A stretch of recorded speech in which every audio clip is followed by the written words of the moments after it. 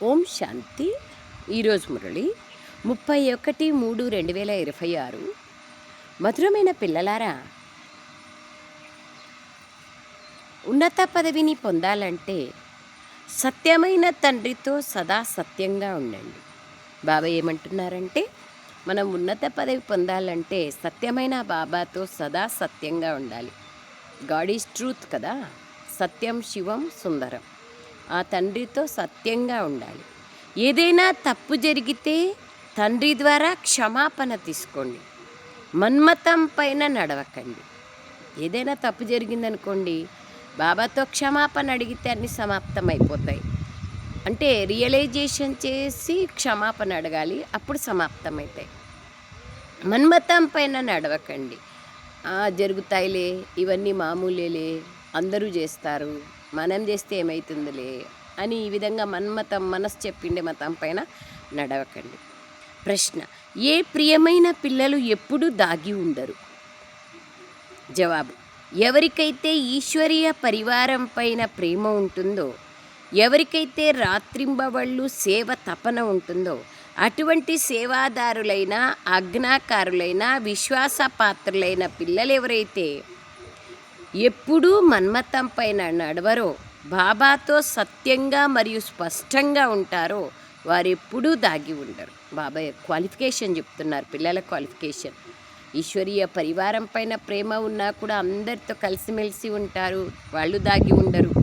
రాత్రింబవళ్ళు సేవ తపన ఉన్నా కూడా సేవలో తత్పరులై ఉంటారు, దాగి ఉండరు. సేవాదారులు, అటువంటి సేవాదారులైన పిల్లలు, ఆజ్ఞాకారులు, బాబా యొక్క ఆజ్ఞ పైన నడిచే పిల్లలు, విశ్వాస పాత్రులైన పిల్లలు, బాబాకు విశ్వాసం ఆ పిల్లల పైన ఉంటుంది. అలాంటి పిల్లలు ఎప్పుడు మన్మతం పైన నడవరు. శ్రీమతం పైన నడిచే పిల్లలు, బాబాతో సత్యంగా స్పష్టంగా ఉండే పిల్లలు ఎప్పుడూ దాగి ఉండరు. పాట: నీవే తల్లివి తండ్రివి, నీవే బంధు గురువు సఖుడు సర్వము నీవే అని పాట యొక్క అర్థం. బాబానే మన సర్వస్వము కదా. ఓం శాంతి.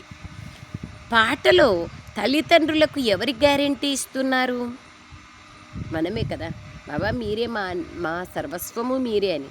బాబా మాకు మీరు తప్ప ఇంకెవ్వరూ లేరు అని పిల్లలు గ్యారెంటీ ఇస్తున్నారు. ఇది ఎంత ఉన్నతమైన విషయం. కానీ అలా నడుచుకుంటే కదా, చెప్తే లాభం లేదు, నడుచుకోవాలి. ఇటువంటి శ్రేష్టమైన తండ్రి శ్రీమతం పైన నడిచినట్లయితే వారు తప్పకుండా ఉన్నతమైన వారసత్వాన్ని పొందుతారనే గ్యారెంటీ ఉంది. ఇది చూసేందుకు చాలా ఉన్నతమైన లక్ష్యంగా కనిపిస్తుందని బుద్ధి అంటుంది. కోట్లాది మందిలో ఏ ఒక్కరో, ఆ కొందరిలో ఏ ఒక్కరో మాలలోని మణిపూసలుగా అవుతారు. నీవే తల్లివి తండ్రివి అని కూడా అంటారు. కానీ మాయ ఎంత శక్తివంతమైనదంటే, ఏ కొద్ది మందో అతి కష్టం మీద తమ గ్యారెంటీ పైన నడవగలుగుతారు. నేను నిజంగా తల్లిదండ్రికి చెందినవాడిగా అయ్యానా అని ప్రతి ఒక్కరూ తమను తాము ప్రశ్నించుకోవాలి. కానీ ఇంకా అలా అవ్వలేదని బాబా అంటారు. అయినాము అంటే ఇంకా పర్ఫెక్ట్ కదా. బాబాకు చెందిన, పూర్తి బాబాకు చెందిన వారిగా పైన చెప్పినారు కదా, నమ్మకస్తునిగా, ఆజ్ఞాకారిగా, విశ్వాసపాత్రునిగా, మన్మతం పైన నడవకుండా ఒక్క బాబా శ్రీమతం పైన నడిచేవారిగా ఉండాలి. ఏ ఒక్కరో మాలలోని మణిపూసగా అవుతారు. నీవే తల్లివి తండ్రివి అంటారు. కానీ మాయ ఎంత శక్తివంతమైనదంటే, ఏ కొద్ది మందో అతి కష్టం మీద తమ గ్యారెంటీ పైన నడవగలుగుతారు. చెప్పేది ఈజీ, దానిపైన నడవడం చాలా కష్టం. నేను నిజంగా తల్లి తండ్రికి చెందినవాడిగా అయ్యానా అని ప్రతి ఒక్కరూ తమను తాము ప్రశ్నించుకోండి. కానీ ఇంకా అలా అవ్వలేదని బాబా అంటారు.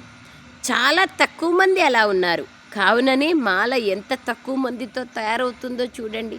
9 లక్షల మందిలో కేవలం అష్టరత్నాల మాల, విజయీ మాల, 108 మాల, అష్టరత్నాల మాల, ఇంకా తక్కువ మాల. ఏ కొంతమందో అలా తయారవుతారు. అది బాబా అంటున్నారు. ఒకే మాల తయారవుతుంది. ఇన్ని కోట్ల మందిలో కేవలం ఒకే మాల తయారవుతుంది. బాబా ఒకసారి అన్నారు మురళీలో, మరి ఒక్కరే 108 మంది అంటే మేమేడైతాంలే అని కాకుండా, పురుషార్థం చేయకుండా ఉండమాకండి, నేను ఎన్నైనా లడీలు వేస్తాను అని.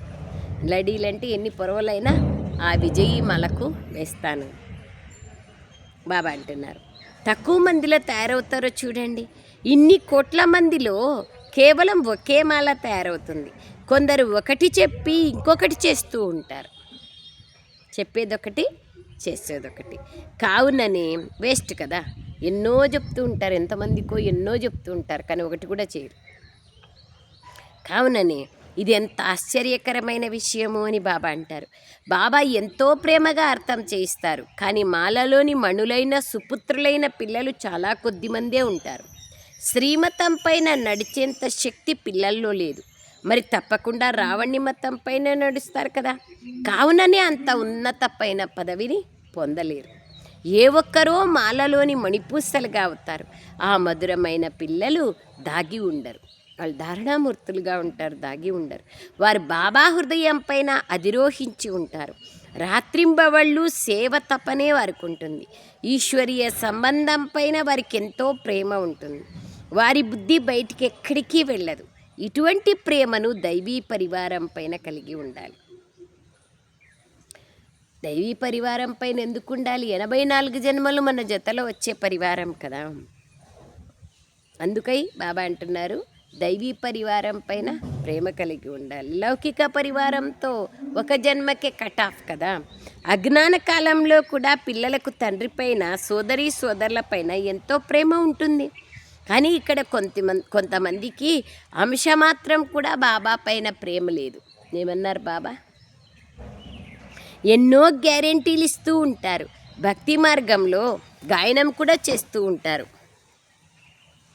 కానీ ఇప్పుడు ఇక్కడ పిల్లలు సముఖంగా ఉన్నారు. భక్తి మార్గంలో గాయనం చేసేవారు ఎంతో ప్రేమగా తలుచుకుంటూ ఉంటారు. కానీ ఇక్కడ కొందరు అసలు స్మృతే చెయ్యరు. ఎట్లా అంటున్నారు చూడండి బాబా. నిన్న మురళిలో ఏమండ్రి, అసలు కొంతమంది పిల్లలకు యజ్ఞం అంటే గౌరవమే లేదు. గౌరవం ఉంటే ఎంత ప్రేమగా యజ్ఞ సేవ చేస్తారు, బాబా పైన ఎంత ప్రేమ ఉంటుంది. ఒక పైసా కూడా వేస్ట్ చేయరు. నా పిల్లల్లో నన్ను స్మృతి చేయని వాళ్ళు, యజ్ఞం పైన గౌరవం లేని వాళ్ళు, ప్రేమ లేని వాళ్ళు కూడా చాలామంది ఉన్నారు అండ్రి. బాబా ఈరోజు ఏమంటున్నారు చూడు, ఇక్కడ కొందరు అసలు స్మృతే చెయ్యరు. బాబా పిల్లలుగా అవ్వడంతో మాయ శత్రువుగా అవుతుంది. బుద్ధి బయట భ్రమిస్తూ ఉంటే మాయ కింద పడేస్తుంది. మేము చేస్తున్న ఈ పని మమ్మల్ని పడేస్తుందని వారు భావించరు. తమ మతం పైన నడుస్తూ ఉంటారు. వారు ఏం చేస్తున్నారో వారికే తెలియదు. పిల్లల్లో అయితే లోపాలు ఉంటాయి. ఒకటి చెప్తారు, మరొకటి చేస్తారు. లేకపోతే బాబా నుండి ఎంత వారసత్వం లభిస్తుంది? సత్యతతో ఎంతగా బాబా సేవలో నిమగ్నమై ఉండాలి. కానీ మాయ ఎంత శక్తివంతమైనది. కోట్లాది మందిలో ఏ ఒక్కరో బాబాను గుర్తు చేసుకుంటారు. కల్పకల్పము ఈ విధంగానే అవుతుందని బాబా అంటారు.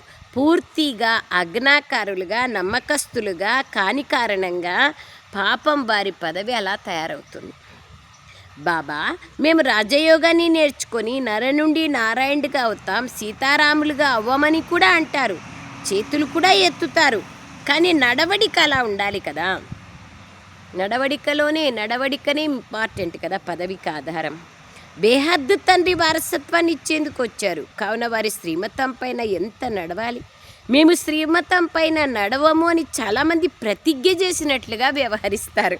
వారు కూడా దాగి ఉండరు. శ్రీమతం పైన నడవకపోతే కూడా సంఘటనలో తెలిసిపోతుంది కదా. అమృత్ వేళలు వేయరు, క్లాసుకు రారు, నడవడికలో మార్పు రాదు. ఎవరెంత చెప్పినా రియలైజ్ చేయరు, మామూలేలే అనుకుంటారు. ఎవరి భాగ్యంలోనైతే లేదో వారికి దేహాభిమానం దెబ్బతీస్తుంది. ఆ తర్వాత కామవికారం, అవి కాకపోతే లోభమోహాలు, అన్నీ శత్రువులే. మోహం కూడా పూర్తిగా సర్వనాశనం చేస్తుంది. లోభం కూడా తక్కువేమీ కాదు. ఇవన్నీ పెద్ద పెద్ద శత్రువులు. పైసాకు విలువ చేయని వస్తువులను దొంగలిస్తారు. ఏమంటున్నారు బాబా? అవి పైసాకు కూడా విలువ చేయవు, అట్లాంటి వస్తువులని కూడా దొంగలిస్తారు అంటున్నారు బాబా. బాబా నిన్నటి రోజున కూడా చెప్పినారు కదా, యజ్ఞంలోని వస్తువుని పర్మిషన్ లేకుండా తీసుకోకూడదు, పర్మిషన్ లేకుండా ఉపయోగించకూడదు, అనుమతి లేకుండా ఇతరులకు ఇవ్వకూడదు. ఇస్తే ఏమవుతుంది, మాకు కూడా హక్కు ఉంది కదా అని కొంతమంది అంటూ ఉంటారు.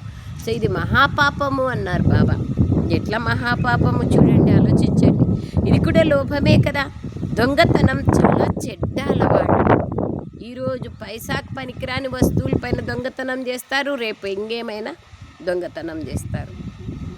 నేను పాపం చేస్తున్నట్లయితే ఏ పదవిని పొందుతానని లోపల మనసు లాగాలి.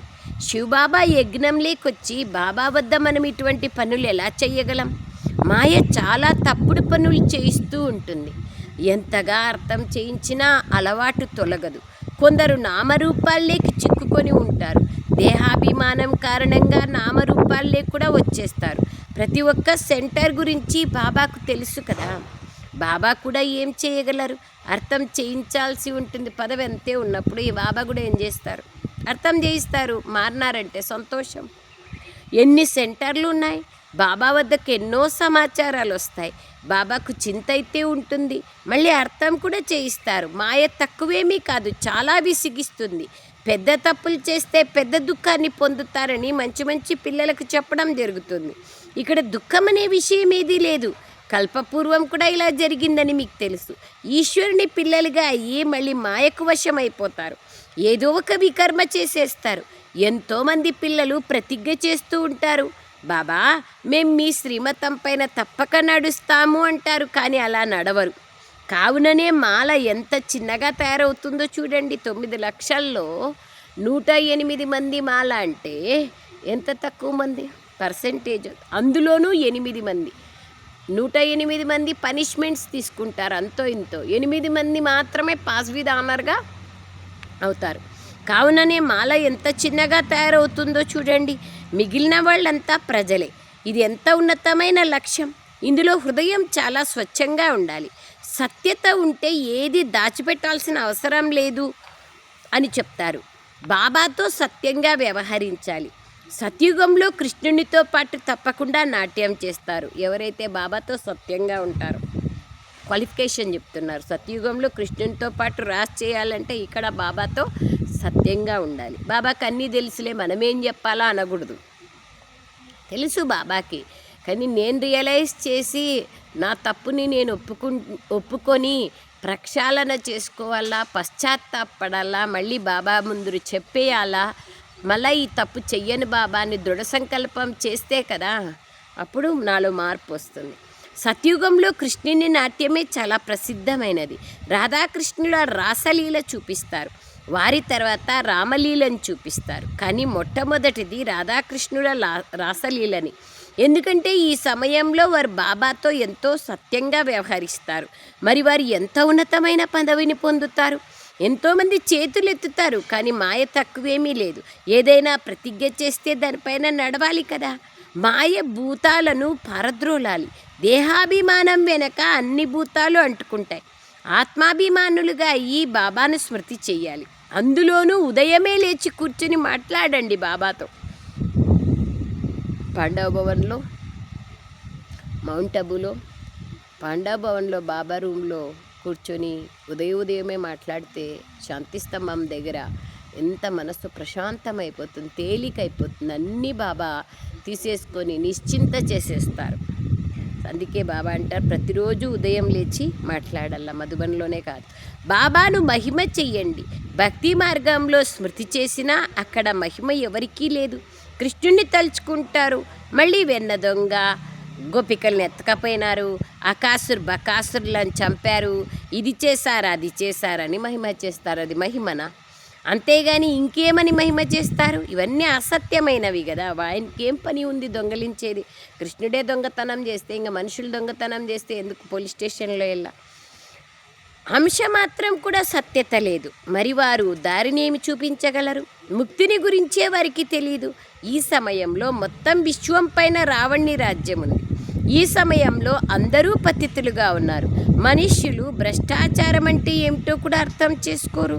వాళ్ళకి తెలియదు, దాంట్లోనే మునిగి తేలుతూ ఉన్నారు కదా. ఇంకేం తెలుస్తుంది వాళ్ళకి? సత్యుగంలో నిర్వికారి దేవతలు ఉంటారు. సర్వగుణ సంపన్నులు, 16 కళ సంపూర్ణులు అని కూడా గాయనం చేస్తారు. మళ్ళీ అక్కడ రావణాసురుడు, కంసుడు, జరాసంధుడు మొదలైన వారు ఉన్నారని కూడా అంటారు. మీరు పవిత్రంగా అవ్వండి అని అంటే దేవతలకు కూడా పిల్లలు ఉన్నారు కదా అని అంటారు. అరే పిల్లలు పుట్టడం వికారాలతోనే పుట్టాలనా? యోగశక్తితో పుట్టకూడదా? అంబ, అంబిక, అంబాలికకు పాండురాజు, ధృతరాష్ట్రుడు, తర్వాత సంజయుడు ఎలా పుడతారు అది కూడా అర్థం చేసుకోవాలి కదా. విదురుడు ఎట్లా పుడతారు? దృష్టి ద్వారానే కదా, వ్యాస మహర్షి యొక్క దృష్టి ద్వారానే వాళ్ళకు జన్మ జరుగుతుంది. సో ఈ కాలంలో మనం ఈ ద్వాపర యుగం నుంచి తయారైన శాస్త్రాలలోనే ఆ విధంగా ఉంటే సత్యుగంలో మరి ఎందుకు ఉండదు? పిల్లలు జన్మ తీసుకోవాలంటే వికారాల్లోనే వెళ్ళాలనేది లేదు కదా. అరే మీరు సర్వగుణ సంపన్నులు, సంపూర్ణ నిర్వికారిలో అని గాయనం చేస్తారు. తో బాబా అంటారు మరి వారిలో వికారాలు ఎలా ఉంటాయి? కావున మీరు కూడా నిర్వికారులుగా అవ్వండి అని అంటే సృష్టి ఎలా నడుస్తుంది అంటారు. పిల్లలు ఎలా పుడతారని అంటారు. మందిరాల్లోకి వెళ్ళి మహిమ చేస్తూ ఉంటారు, కానీ ఇంటికి వచ్చేసరికి ఆ మహిమను మర్చిపోతారు. మీరు దాన్ని పరిశీలించి చూడండి. ఇంటికెళ్ళి అర్థం చేస్తే వారు ఒప్పుకోరు. అక్కడ విషయాన్ని అక్కడే వదిలేస్తారు. ఎక్కడ విషయాలు అక్కడే. పవిత్రంగా అవ్వండి అంటే అరే అపవిత్రత లేకుంటే ప్రపంచం ఎలా నడుస్తుంది? నిర్వికారి ప్రపంచం ఎలా నడుస్తుందో వారికి ఏం తెలుసు? అలా ప్రపంచంలో వస్తే కదా పిల్లలు పాటను విన్నారు, పరమాత్మ మీరే, తల్లి తండ్రి అన్నీ మీరే అని. మేము మీ సలహా పైన నడుస్తామని ప్రతిజ్ఞ చేస్తారు. ఎందుకంటే శ్రీమతం పైన నడవడంలోనే కళ్యాణం ఉంది. శ్రీమతం పైన నడవకపోతే చివరికి మృత్యు వచ్చేస్తుంది, మళ్ళీ ట్రిబ్యునల్ కూర్చుంటుంది. అంటే ధర్మరాజపురిలో శిక్షలు అనుభవించాల్సి పడుతుంది.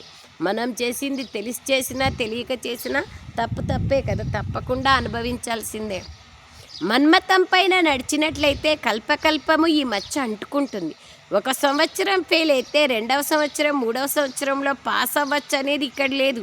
ఇక్కడ పాస్ అవ్వకపోతే కల్పకల్పం అదే జరుగుతుంది. కావున పురుషార్థం చాలా ఎక్కువగా చేయాలి. అడుగడుగునా శ్రీమతం పైన నడవాలి. లోపల ఏ దుర్గంధము ఉండకూడదు. దేహాభిమానమే ఒక పెద్ద దుర్గంధం కదా.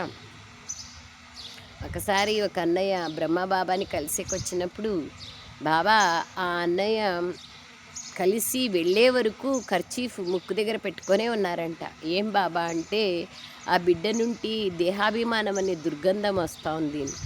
అంటే వికారాల యొక్క వంశం ఉంటే ఆటోమేటిక్గా పెద్దవాళ్లకు, పవిత్రులకు దాని గురించి తెలుస్తుంది కదా.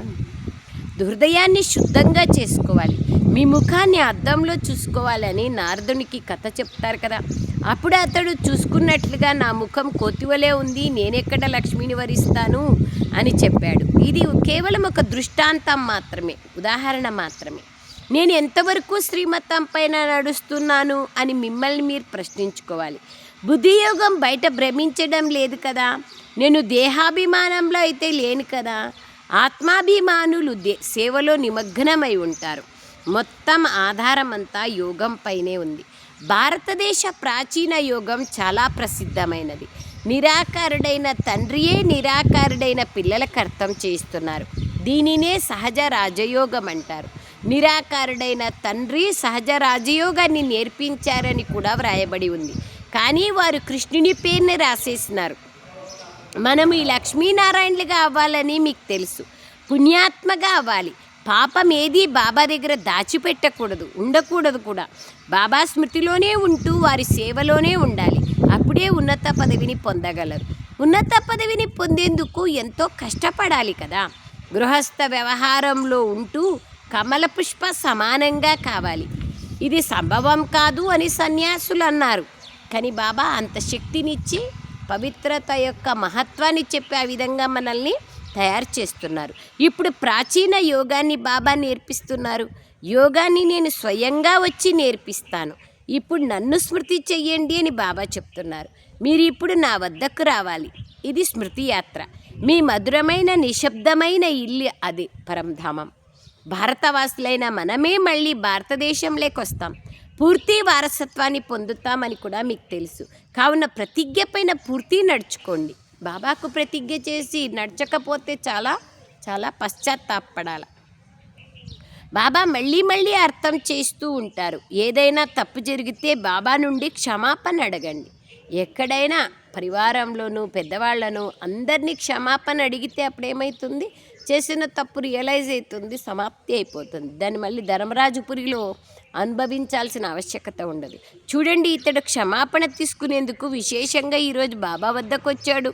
చూడండి వాళ్ళ గురించి చెప్తున్నారు బాబా. అలాంటి బిడ్డలు ఉంటే బాబా తప్పకుండా వాళ్లకు క్షమించేసి సమాప్తం చేసేస్తారు కదా. చిన్న తప్పు జరగగానే పరిగెత్తుకుంటూ వచ్చాడు. ఎందుకంటే మనసు తింటోంది కాబట్టి సమ్ముఖంగా బాబా వద్దకు వెళ్ళి చెప్పాలని భావించాడు. ఇతడికి బాబా పైన ఎంత గౌరవం ఉంది. ఇతడి కన్నా చాలా పెద్ద పెద్ద వికర్మలు చేసే పిల్లలు చాలామంది ఉన్నారు. కానీ వారిని గురించి ఏమీ తెలీదు. ఇతడు చాలా మంచివాడని బాబా అంటారు. చిన్న తప్పు జరగగానే క్షమాపణ తీసుకోవడానికి వచ్చాడు. తప్పు స్పష్టంగా చెప్పి క్షమాపణ తీసుకోండి అని బాబా ఎల్లప్పుడూ చెప్తూ ఉంటారు. లేకపోతే ఆ పాపం వృద్ధి అవుతూ ఉంటుంది, మళ్ళీ కింద పడిపోతారు. ముఖ్యంగా యోగం ద్వారానే రక్షింపబడతారు. ఆ యోగంలోనే ఎంతో లోపం ఉంది. జ్ఞానం చాలా సహజమైనది. ఇది ఒక కథ వంటిది. జ్ఞానం 5000 సంవత్సరాల కథ. మనం దేవతలుగా ఉంటే మళ్ళీ ఆ విధంగా కింది దిగుతా వచ్చినాం, దేహాభిమానం లేకొచ్చినాం. ఇప్పుడు బాబా బిడ్డైనా మళ్ళీ మనము ఆత్మాభిమానిగా అవుతున్నాం. ఉత్థానం పతనం కథ వంటిది. నేటికి 5000 సంవత్సరాల ముందు ఎవరి రాజ్యం ఉండేది? ఎలా రాజ్యం చేశారు? ఎంత సమయం చేశారు? మళ్ళీ రాజ్యం చేస్తూ చేస్తూ వికారాల్లో చిక్కున్నారు. వారి నుండి రావణ రాజ్యం లాక్కున్నారు. మీరిప్పుడు మళ్ళీ రావణిపైన విజయాన్ని పొంది రాజ్యం తీసుకుంటారు. ఈ విషయం కూడా ఏ కొద్దిమంది బుద్ధిలోనో అతి కష్టంగా కూర్చుంటుంది. ఎవరైతే బాబాతో పూర్తిగా ఆజ్ఞాకారులుగా నమ్మకస్తులుగా ఉంటారో వారి బుద్ధిలోనే కూర్చుంటుంది. అజ్ఞాన కాలంలో కూడా కొందరు పిల్లలు ఆజ్ఞాకారులుగా నమ్మకస్తులుగా ఉంటారు. కొందరు పనివారు కూడా చాలా నమ్మకస్తులుగా ఉంటారు. షాపుల్లో పనిచేసే సర్వెంట్స్ ఎంతో నమ్మకస్తులుగా ఉంటారు. యజమాని లేకున్నా కూడా వాళ్ళు ఉన్నారు, చూసుకుంటారులే. లక్షల రూపాయలు ఉన్నా కూడా ఎప్పుడూ దొంగతనం చేయరు. చూడండి, అంటే విశ్వాసపాత్రులుగా ఉన్నప్పుడు ఆ విధంగా లక్షల రూపాయలు ఉన్నా కూడా ఎప్పుడు దొంగతనం చేయరు. సేట్జీ, మీరు తాళం చెవులు వదిలి వెళ్ళిపోయారు, మేము వాటిని జాగ్రత్త చేసి ఉంచామంటారు. అలా కూడా జరుగుతూ ఉంటుంది. బాబా చాలా బాగా అర్థం చేయిస్తారు. ఈ కారణం వల్ల మాలలోని మణులుగా అవ్వరు అని వివేకం చెప్తుంది. దొంగతనం చేసే కారణంగా మళ్ళీ అక్కడికి వెళ్ళి దాసదాసీలుగా అవుతారు. చదవకపోతే తప్పకుండా ఇటువంటి పరిస్థితి ఏర్పడుతుంది. చదువు ద్వారా బుద్ధి వివేకం వస్తుంది కదా, విశాల బుద్ధి ఏర్పడుతుంది. బాబా అర్థం చేయిస్తూ ఉంటారు. ఈ పరిస్థితి ఏర్పడుతుంది. వారి శ్రీమతం పైన నడవరు. మీ లక్ష్యం అంతా యోగంపైనే ఉందని బాబా అర్థం చేయిస్తారు. మాయ ఒక్కసారిగా ముక్కు పట్టుకొని యోగం జోడింప చెయ్యదు. యోగం ఉన్నట్లయితే సేవ చాలా బాగా సేవ చేస్తారు. సో బాబా అంటున్నారు, మీ లక్ష్యం అంతా యోగంపైనే ఉందని బాబా అర్థం చేస్తూ ఉంటారు. మాయ ఒక్కసారిగా ముక్కు పట్టుకొని యోగం జోడించనివ్వదు. యోగం ఉన్నట్లయితే సేవ చాలా బాగా సేవ చేస్తారు. పాపం యొక్క భయం ఉంటుంది. ఇతడు చాలా మంచివాడు. సత్యత అంటే ఇలా ఉండాలి. మంచి మంచి పిల్లల కన్నా ఇతడి పదవి గొప్పది. అండర్లైన్ చేసుకోండి. ఎవరైతే సేవార్హులుగా సర్వీస్ చేస్తారో వారు అక్కడక్కడ చిక్కుకొని ఉంటారు కూడా. వారు ఏమీ చెప్పరు. చూడండి బాబా ఏమంటున్నారు, సేవ చేసేవాళ్ళు కూడా అలా ఉంటారంటున్నారు బాబా. వారికి చెప్పినా వారి అలవాటును వదులుకోరు. కానీ పాటలో ఏమి జరిగినా ఇప్పుడు ఇటువంటి తప్పులు చెయ్యమని ప్రతిజ్ఞ చేస్తారు. దేహాభిమానమే ముఖ్యమైన విషయం. దేహాభిమానం వల్లే తప్పులు జరుగుతూ ఉంటాయి. చాలా తప్పులు చేస్తూ ఉంటారు. కావుననే బాబా అప్రమత్తం చేయడం జరుగుతుంది. అర్థం చేయించడం బాబా పని. అర్థం చేయించకపోతే మాకెవరూ చెప్పలేదు కదా అంటారు. ఈ విషయం పైన ఒక కథ కూడా ఉంది. పిల్లలు జాగ్రత్తగా ఉండండి అని బాబా కూడా అంటారు. లేకపోతే చాలా శిక్షలు అనుభవించాల్సి ఉంటుంది. ఆ తర్వాత మాకు చెప్పలేదనకండి. ఏ చిన్న పాపం చేసినా అది చాలా వృద్ధి అవుతూ ఉంటుంది. బాబా స్పష్టం చేయిస్తున్నారు. ఆ తర్వాత బాబా ముందు తల కూడా ఎత్తలేరు. అబద్ధం చెప్తే స్వయంని శిక్షించుకోవాలి. శివబాబా మనల్ని చూడలేదు కదా అని భావించకండి. అరే, అజ్ఞాన కాలంలో కూడా బాబాకు అన్నీ తెలుసు అంటారు కదా. కావుననే పాపపుణ్యాల ఫలితాన్ని భగవంతునికి ఇస్తారు. అజ్ఞాన కాలంలో కూడా ఇస్తారు కదా. సో ఇక్కడ తప్పకుండా బాబా అన్నీ తెలుసని బాబాకు చెప్పకుండా కూడా ఉండకూడదు. కావుననే పాపపుణ్యాల ఫలితాన్ని ఇస్తారు. మీరు పాపం చేసినట్లయితే మీకోసం చాలా పెద్ద శిక్ష ఉంటుందని బాబా అంటారు. బాబా నుండి వారసత్వాన్ని తీసుకునేందుకు వచ్చారు. దానికి బదులుగా 2 చెవులు కోయించుకోకూడదు. అందుకే శూర్పణఖకి ముక్కు చెవులు కోస్తున్నారు. చెప్పేదొకటి, స్మృతి చేసేది వేరొకరిని. బాబాని స్మృతి చేయకపోతే వారి గతి ఎలా ఉంటుందో చెప్పండి. సత్యంగా భుజించాలి, సత్యమునే మాట్లాడాలి, సత్యమునే ధారణ చెయ్యాలి. ఈ విషయం కూడా ఈ సమయానికి చెందింది. ఇప్పుడే బాబా వచ్చి నేర్పిస్తున్నారు. వీరితో ప్రతి విషయంలోనూ సత్యంగా ఉండాలి. అచ్చా, బాబా ఎంత బాగా చెప్తున్నారు చూడండి.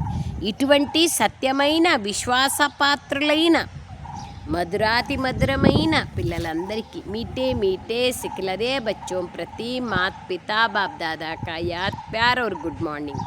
रूहानी बाप की रूहानी बच्चों को नमस्ते.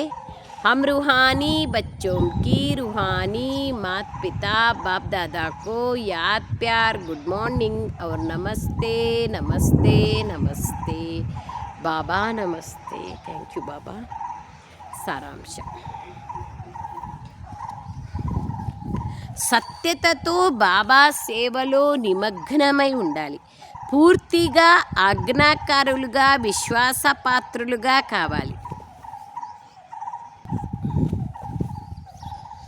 సత్యతతో బాబా సేవలో నిమగ్నమవ్వాలి. పూర్తి ఆజ్ఞాకారులుగా విశ్వాసపాత్రులుగా కావాలి. ఈశ్వరీయ పరివారం పైన సత్యమైన ప్రేమనుంచాలి. 2వ పాయింట్: శ్రీమతంలో మన్మతముని రావణి మతముని కలపకూడదు. ఒక్క బాబా తప్ప ఇంకెవ్వరూ లేరన్న ఈ గ్యారెంటీలో పక్కాగా ఉండాలి. హృదయాన్ని శుద్ధంగా పవిత్రంగా చేసుకోవాలి. వరదానం: ఆత్మిక సుగంధం యొక్క ఆధారంతో సర్వులకు పరమాత్మ సందేశాన్నిచ్చే విశ్వకళ్యాణకారిగా కండి. ఆత్మీయ సుగంధం, ఆత్మాభిమానిగా ఉంటే ఆత్మీయ సుగంధం పెరుగుతుంది. దాంతో ఇతరులకు బాబా యొక్క సందేశం ఇస్తే విశ్వకళ్యాణకారిలుగా కావచ్చు. ఆత్మీయత యొక్క సర్వశక్తులను స్వయంలో ధారణ చేసుకున్నట్లయితే ఆత్మీయ సుగంధం సహజంగానే అనేక ఆత్మలను తన వైపుకి ఆకర్షిస్తుంది. ఏ విధంగా మనసాశక్తి ద్వారా ప్రకృతిని తమోప్రధానం నుండి సతోప్రధానంగా తయారు చేస్తారో అలా మీ ముందుకు రాలేకపోతున్న విశ్వంలోని అనేక ఆత్మలకు దూరంగా ఉన్నా కూడా మీ ఆత్మీయత శక్తి ద్వారా తండ్రి పరిచయాన్ని లేదా ముఖ్య సందేశాన్ని ఇవ్వగలరు.